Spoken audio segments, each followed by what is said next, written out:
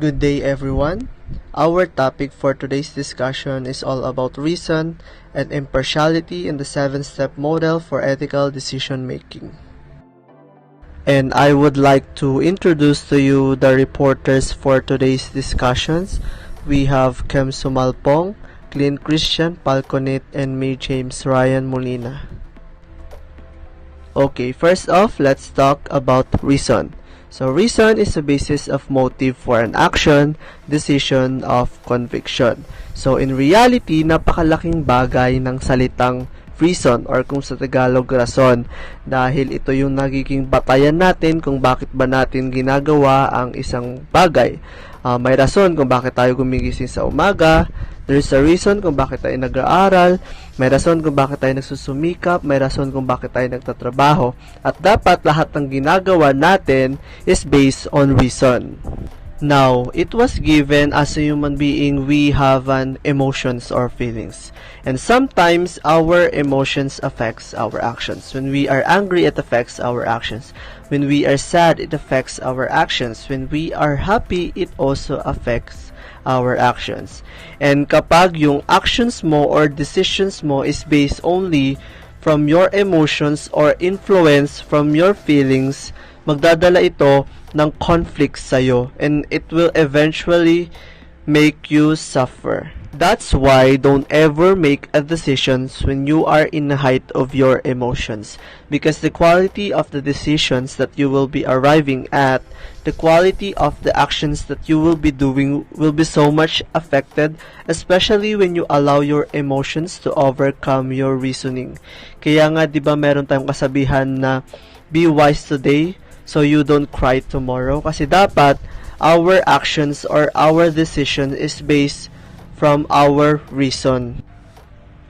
Now, kapag may reason, hindi mawawala ang impartiality, or kung tawagin natin ay fair-mindedness. So, impartiality is a principle of justice, holding that decisions should be based on objective criteria rather than on the basis of bias, prejudice, or preferring to the benefit to one person over another for improper reason. So with the help of impartiality, nawi-weigh in natin kung ano ba yung mga napakaraming reasons natin. With the help of impartiality, na-validate natin or na-evaluate natin kung ano ba yung mga valid reasons or mga proper reasons na kailangan nating i-consider when making a decisions or doing an action. Now, look at the example given in your screen that Albert Einstein once argued that if people are good only because they fear punishment and hope for reward, then we are sorry lot indeed. So, Albert Einstein wants to emphasize that in considering reasons or in making a decisions or actions, we need to be impartial. Kasi kung titingnan natin sa statement niya na if people are good only because they fear punishment and hope for reward, so people are being good because of the reason that they are fear with punishment, because of the reason that they are hoping for reward. So paano kung walang punishment? Paano kung walang reward? So wala nang rason para maging mabuting tao. That's why ethics includes the principle of impartiality in making a decisions or action.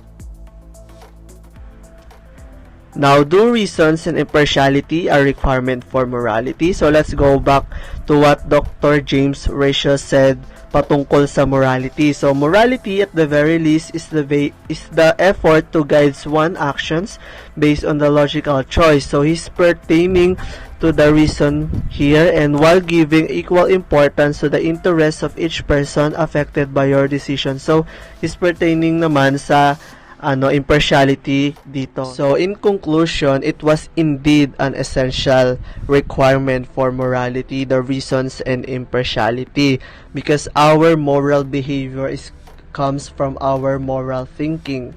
So paano ba natin ginagawa yung isang bagay? Dahil may mga batayan tayo, at yung mga batayan na yon, with the help of reasons and impartiality, nagiging maayos or nagiging mabuti yung isang bagay. Ngayong nalaman na natin ang kahulugan at kahalagahan ng reasons and impartiality, Let's move on to the 7th step, moral reasoning model. So, ito yung magiging batayan natin at kailangan natin i-consider in making a decisions or an action. The 7 steps of moral reasoning model. So, why we need this 7 step? Enable for us to have a better ethical decision making. So, these are the 7 steps. Number 1, gather the fact. When making a decision, don't easily jump into conclusion. We need to really ask what, where, why, who, when, and how this situation happened. Kasi may mga panahon talaga na mga totoong mga pangyayari o impormasyon ay mahirap malaman o hindi siya available dahil sa mga uncertainty natin through ethical issues. Kung maaari, kunin natin lahat yung mga tamang impormasyon na mga kakailanganin at siguraduhin na lahat ng mga assumptions natin ay nakaklarify na. For example, in order the government response in the pandemic, they gather the fact, like example, how the COVID-19 affect our education, how the COVID-19 affect our socio-economic and to our health. So that's how the government responds and gather the fact in order for them to have a good decision making. Number 2, identify the stakeholders. Identify all the person involved and well affected in the ethical issues. Like, sino-sino yung mga unang taong na-involve sa issues? Sino-sino yung mga pangalawang tao? At bakit sila yung mga tao na kasama sa mga issues? Like, for example, in the pandemic, they identify basing those person who are COVID positive,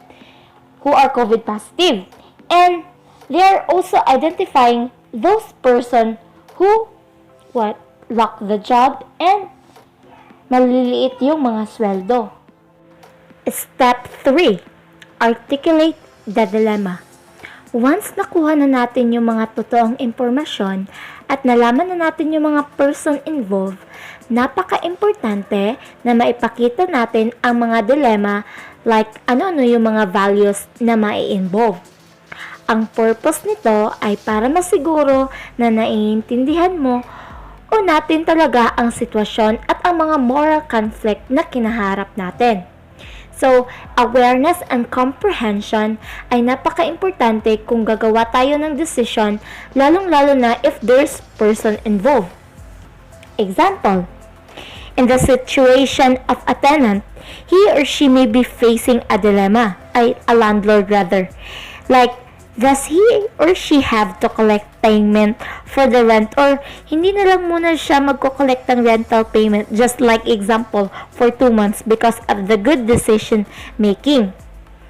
Given na kailangan niya rin ang pera sa renta, pero napagdesisyonan niya na wag na lang munang kunin dahil yung mga tenant niya ay sobra ding naapektuhan sa COVID-19. So the dilemma there is she is choosing where she can help his or her tenant, given the fact that we experience also a financial problem. Steps number 4, list the alternatives. Dapat mag-isip-isip ka ng ibang paraan na aksyon para masiguro mo or natin na in the end, hindi kita mismo yung madihado. For example, meron na tayong mga solutions sa mga problema, like we have solutions A and solution B. Let's try to comprehend, brainstorm, and try to make another solution like solution C so that makakapagbigay ng interest sa mga person na nai-involve. Like for example, aside the government giving financial aid, they are also providing free transportations through the frontliners and free grocery. And not only that, for educational purposes, they are also providing some locality are providing free tablets, and most of all, the governments are providing us free vaccine. The fifth step in making a better decision making is compare the alternatives with the principle. Kim have already cited some of the alternatives or solutions to the problem. So in this step, we will start choosing or eliminating those alternatives, like for example, the alternatives is cash aid, transportation for the frontliners and the poor, tablets and regular load for students, and free vaccination to everyone. So if you will have the chance to choose among those alternatives, ano ang iyong pipiliin? Cash aid ba to sustain your financial solution or financial need, or tablets and loads for your education assistance? Ikaw bahala kung ano ang iyong pipiliin. You just need to eliminate those alternatives na hindi mo kailangan masyado. So, the sixth step is weigh the consequences. If you have the hard time to choose among those alternatives, this step will help you to determine kung ano ba ang iyong pipiliin. Because dito natin malalaman kung gaano ba natin kailangan itong alternatives na ito. Like cash aid, we all know that in today's pandemic, mahirap kumita ng pera because we are in a limited situation. Or tablet and load para sa pag-aaral natin. But for me, the most effective alternatives or yung pwedeng makasolve ng pandemic na kinakaharap natin ay yung free vaccine, because it will have a chance to lessen or maybe to cure the cause of this pandemic. Yan yung pwedeng isolve natin sa problema ng pandemic. The last part in making a better decision making is to make a decision. A decision must be made at the same point. Sabi nga nila, no easy and painless solution sa mga problema na kinakaharap natin. Tulad nitong pandemic, we should have mindful decision. Think twice, because every problem, there is always a solution. Dapat yan ay pag-isipan kung tama ba o mali yung mga gagawin mo. Just always remember these steps for you to have a better decision making. So, in summary, all of these steps is very important in making a decision, because this step will help you to determine the right and wrong decision to make.